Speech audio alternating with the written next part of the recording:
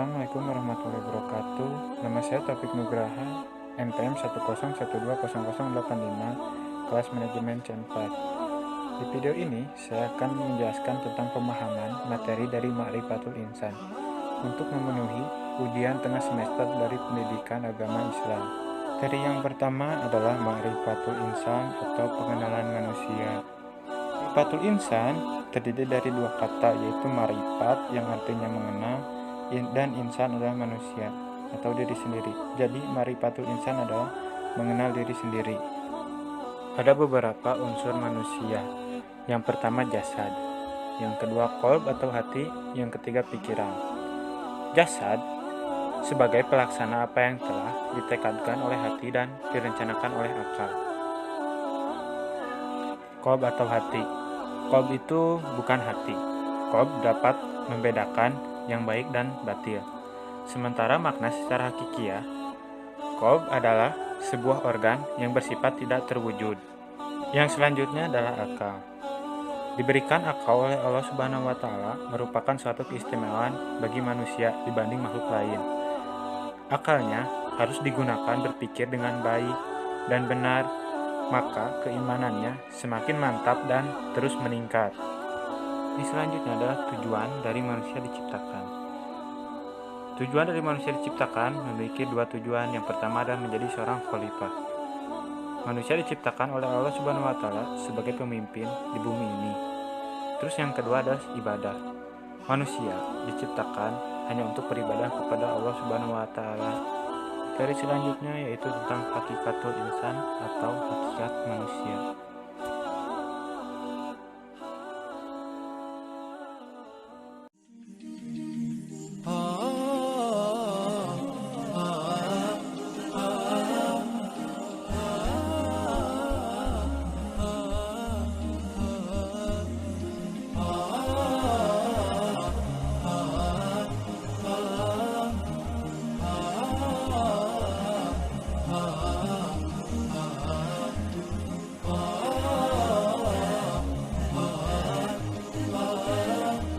Adalah dimuliakan.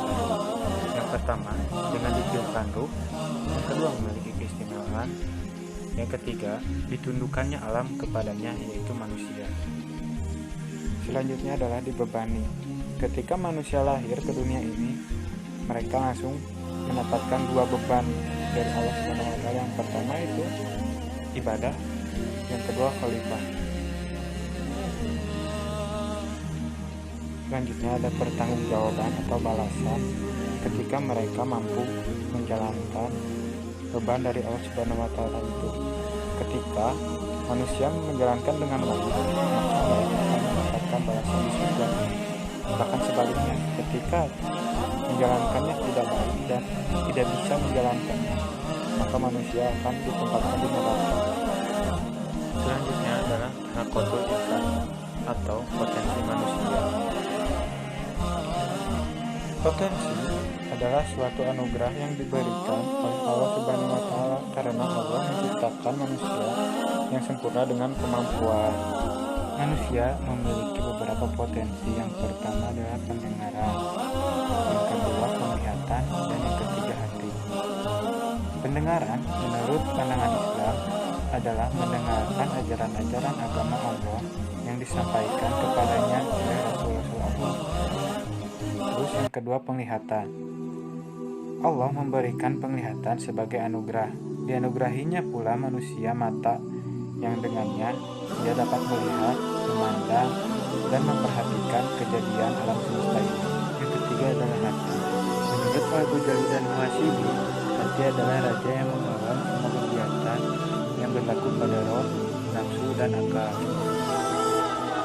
Selanjutnya adalah asas mulia atau tanggung jawab adalah kesadaran diri manusia terhadap semua tingkah laku dan perbuatan yang disengaja maupun tidak. Ada dua sikap dari tanggung jawab. Yang pertama adalah sikap amanah, yang kedua adalah sikap al-khianat. Sikap amanah merupakan sesuatu yang dapat dipercayakan untuk dijaga, dilindungi, dan dilaksanakan. Yang kedua adalah al-khianat atau sikap khianat. Bagi manusia yang memiliki sikap khianat, maka Allah akan mengazab dan menghinakan maka perumpamaan dari Allah Subhanahu wa Ta'ala untuk manusia yang memiliki sikap ini, yaitu yang pertama adalah kal-an'am atau bagaikan binatang ternak, yang kedua adalah kal-qalbi atau bagaikan anjing, yang ketiga adalah kal-qirdi seperti monyet, dan kal-khinzir seperti babi, yang keempat ada kal-kasabi seperti kayu, yang kelima kal-hijaroh seperti batu, yang keenam kal-himar seperti keledai, dan yang ketujuh adalah kal-ankabut seperti laba-laba. Inilah perumpamaan dari Allah Subhanahu wa Ta'ala bagi orang yang memiliki sifat al-khianah atau sifat khianat. Selanjutnya adalah nafsul insan atau jiwa manusia. Menurut pandangan Islam, jiwa adalah diri manusia itu sendiri, nyawa atau roh yang menyebabkan adanya kehidupan. Dalam bahasa Arab, jiwa disebut juga sebagai nafs. Ada beberapa arti nafs dalam Al-Quran. Yang pertama, nafs adalah jiwa atau suatu yang memiliki eksistensi dan hakikat. Terdapat pada Quran Surat Al-Maidah ayat 45. Yang kedua, nafs adalah nyawa yang menyebabkan adanya kehidupan. Terdapat pada Quran Surat Al-An'am ayat 93. Yang ketiga, nafs adalah suatu sifat pada manusia yang memiliki kecenderungan kepada kebaikan dan kejahatan.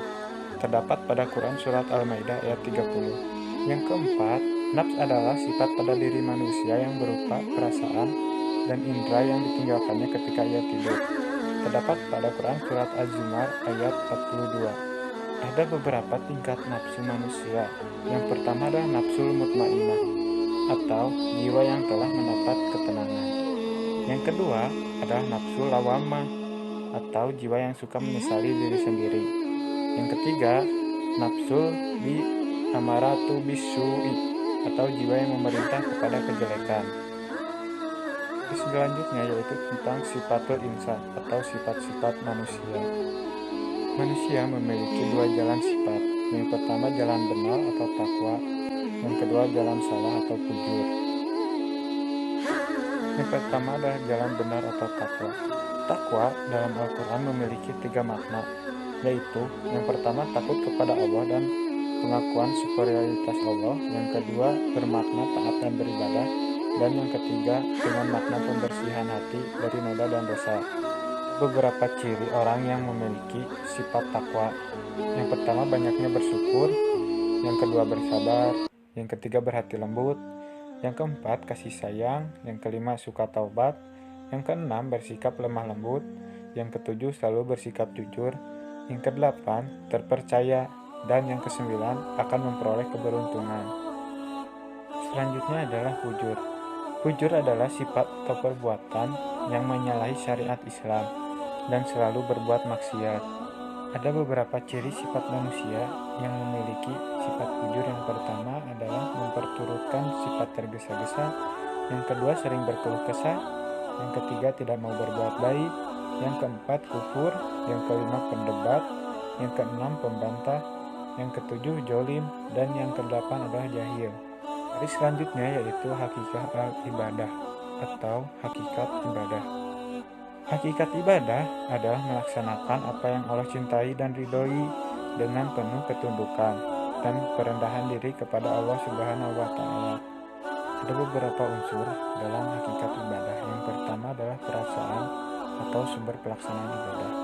Perasaan ini terbagi menjadi dua. Yang pertama adalah merasakan banyaknya nikmat Allah atau orang yang sering banyak bersyukur. Yang kedua adalah merasakan keagungan Allah. Yang kedua adalah tujuan ibadah. Ibadah yang dilakukan merupakan tujuan menghinakan diri, yang kedua tujuan kecintaan, dan yang ketiga adalah sebagai tujuan kedudukan. Ada beberapa firman Allah di dalam unsur yang ketiga ini.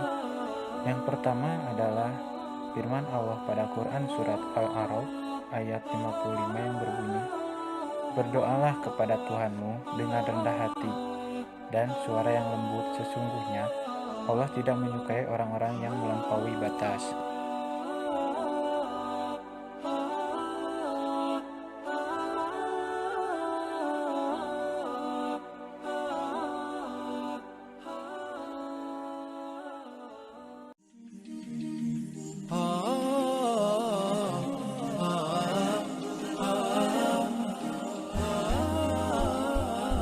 Firman Allah yang ketiga terdapat pada Quran Surat At-Taubah ayat 13 yang artinya, mengapakah kamu tidak memerangi orang-orang yang merusak sumpah atau janji, padahal mereka telah keras kemauannya untuk mengusir Rasul, dan merekalah yang pertama mulai memerangi kami. Mengapakah kamu takut kepada mereka? Padahal Allah lah yang berhak untuk kamu takuti, jika kamu benar-benar orang yang beriman. Firman Allah yang keempat, yaitu terdapat pada Quran Surat Al-Ahzab ayat 39 yang artinya, yaitu orang-orang yang menyampaikan risalah-risalah Allah, mereka takut kepadanya, dan mereka tiada merasa takut kepada seorang pun selain kepada Allah, dan cukuplah Allah sebagai pembuat perhitungan. Firman Allah yang kelima, yaitu terdapat pada Quran Surat Al-Baqarah ayat 4 yang artinya, dan mereka yang beriman kepada kitab Al-Quran yang telah diturunkan kepadamu dan kitab-kitab yang telah diturunkan sebelummu, serta mereka yakin akan adanya kehidupan di akhirat. Firman Allah yang terakhir terdapat pada Quran Surat Al-Ma'idah ayat 90 yang artinya, maka kami memperkenankan doanya, dan kami anugerahkan kepadanya Yahya, dan kami jadikan istrinya dapat mengandung. Sesungguhnya mereka adalah orang-orang yang selalu bersegera dalam mengerjakan perbuatan-perbuatan yang baik, dan mereka berdoa kepada kami dengan harap dan cemas, dan mereka adalah orang-orang yang khusyuk kepada kami.